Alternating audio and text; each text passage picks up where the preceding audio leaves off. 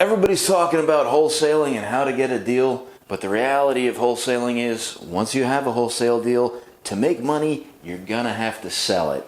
So let's cover the wholesale sales process. I'm a hustler, homie. I'm a hustler, homie. I'm a hustler, I'm a hustler. I'm a hustler, I'm a hustler, homie. I'm a hustler, So, it's really exciting. You went out there, you followed all the steps, you marketed, you sat down with a seller. Now you got black ink on white paper. You got in your car. You can't believe this happened. It's better than sex. You're like, oh my God. You partied, you celebrated, and you woke up the next morning and now you realized all you have is a purchase and sales agreement and you haven't made any money yet. You've only done 50% of the wholesale transaction. You got the deal. Maybe. What do you do next? The first thing you do after you shake off the hangover from the night before is you wake up in the morning and you confirm the deal and cloud the title. The way you confirm the deal is you take your authorization to release in the event there's a mortgage on the property and you order a payoff. If they told you they owed $100,000 and it comes back they owed $100,000, hey, you got an honest person on your hands, maybe you got a deal.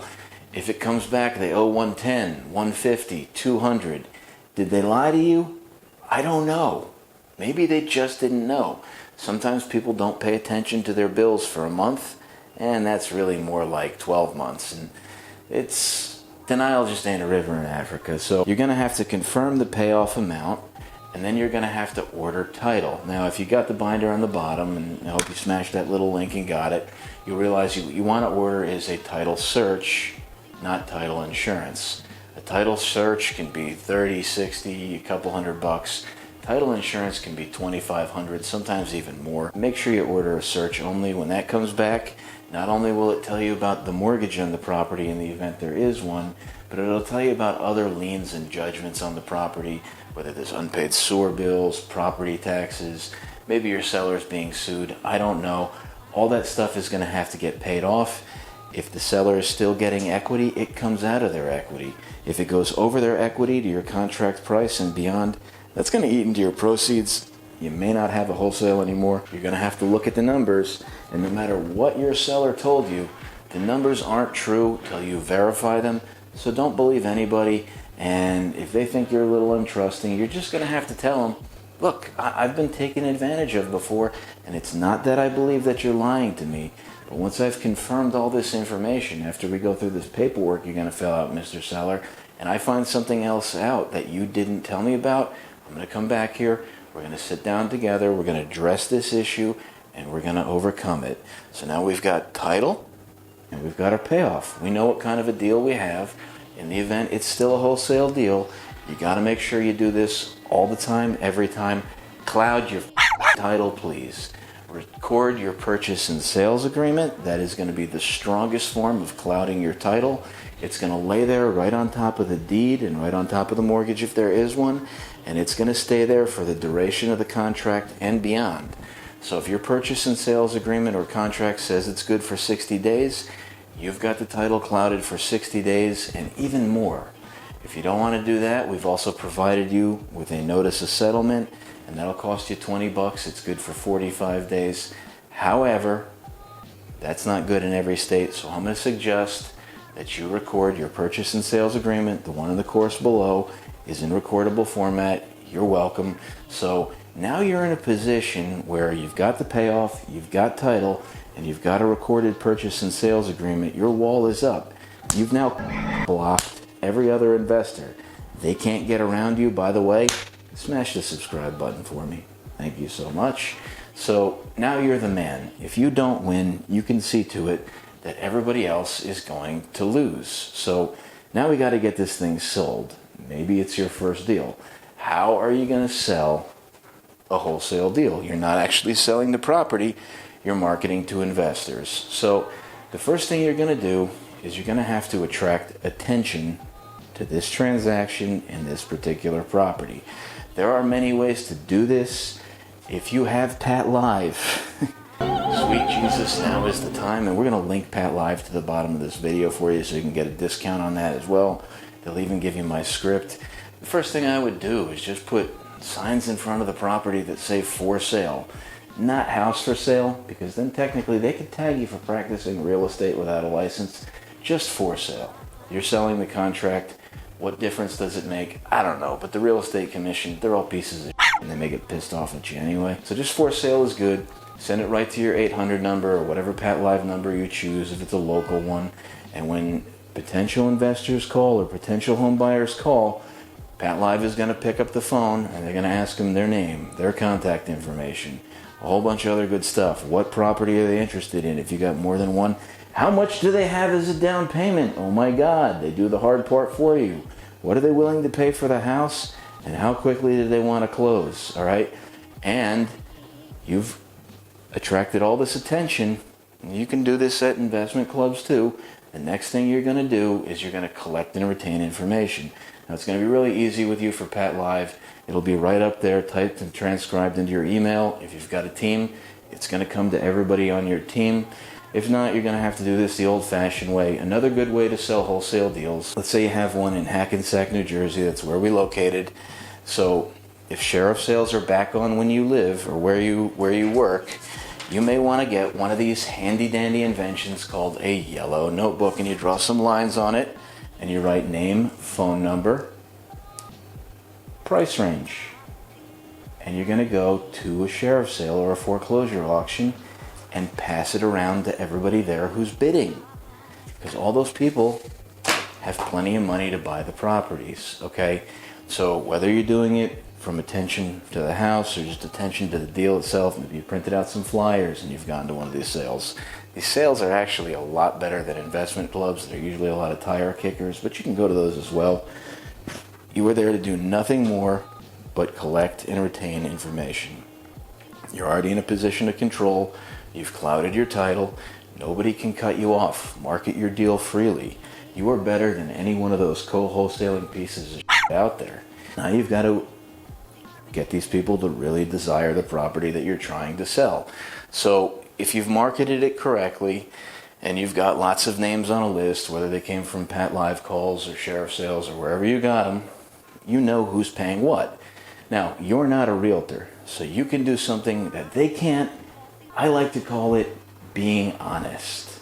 You can call everybody else on that paper. Let's say you've got this thing locked up at 100 grand and it's worth 2, and you can call every other buyer and go, I got an offer from Elvis at 165 and I'm inclined to accept it because he's the highest bidder. I know you guys are friends. I don't want to start a fight, maybe part. You want to come up a little? 170, really? All right. Let me see if Elvis can beat that. I'll call you right back. Hey, Chuck, how's it going? I just told Elvis that, he's going to offer 170, which is 5,000 more. Do you think maybe you could be 175? Oh my God! And you just keep going back and forth till somebody breaks. This is how you surgically extract the most money for every deal, because there ain't too many deals out there right now, and a lot of people aren't really willing to put in the legwork to do this. Not just to go out there and talk to the sellers, but then to confirm the deal, cloud the title, and then talk to buyers and collect and retain all their information. And I hate to break it to you, but a good buyer's list, sometimes that's worth a lot more than a bunch of leads, because you know where people want to buy that have cash. After you've done a few deals in a town or in a county where you know people are looking to buy, you're not even an investor anymore. I hate to break it to you. You're like a personal shopper. You just make a lot more money. But you're going to go out there and just look for whatever they want. They want 2 beds, 1 bath in a specific town, and you've got 10 people who have the cash, and they've sent you proof of funds. I guarantee you're going to find those houses. So once you get to the point of where you've driven the price to the highest point that you know you're going to accept, the next thing you need to do, just like when you bought that house and you gave somebody $1, you're going to get a deposit, okay? And we've given you a simple assignment of contract form. You've got it in the binder. If you don't, you definitely want to check that out with Pat Live as well. And it is now your job to get a binder deposit for as much as possible when you sell that house. So if you're selling that house for $175,000 and you have it under contract for $100,000, how much should they cut the check for? So you sold this property for $175,000. You got it for $100,000. How much should you ask for? Any ideas? Well, how much can they afford to give you? And I've actually had occasions where people on the spot will write me a check for $175,000. This is dumb because that's not all my money. 100 of it was already pledged to the seller whose contract I am assigning or wholesaling so that they can pay off all their liens, judgments, encumbrances, and debts that may be related to the particular property. However, I'm going to encourage you all the time, every time, to get as much as possible. They may ask you something like, what's customary? Well, it's customary, I get it all. You got 75 on you? Write the check. Who do they make it out to?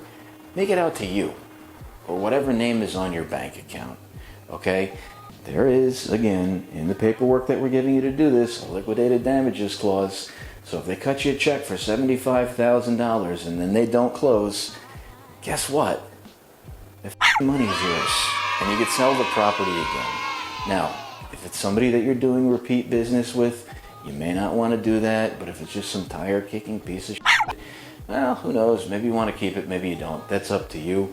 You figure it out. Getting the deposit brings you that much closer to a closing, and if they make that check out to you, there's nothing in writing anywhere that says you can't spend that money right now as long as you're entitled to it, and they plan on bringing the rest to the closing table to consummate the agreement. Now,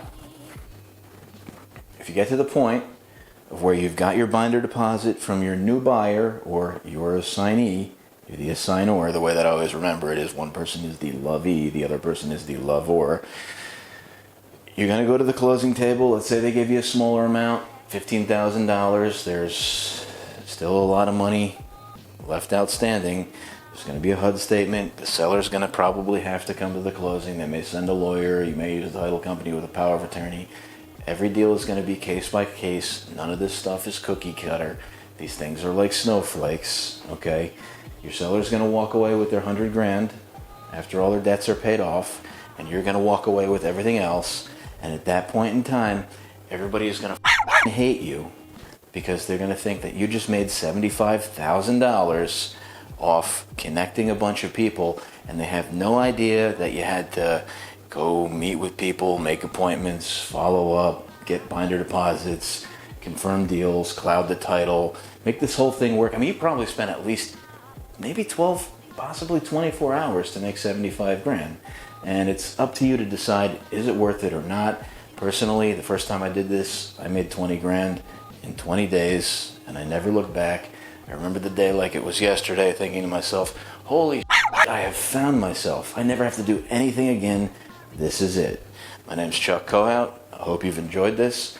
Talk to you soon. Smash the subscribe button. Leave us some feedback in the comments. I look forward to meeting with you soon. Bye for now.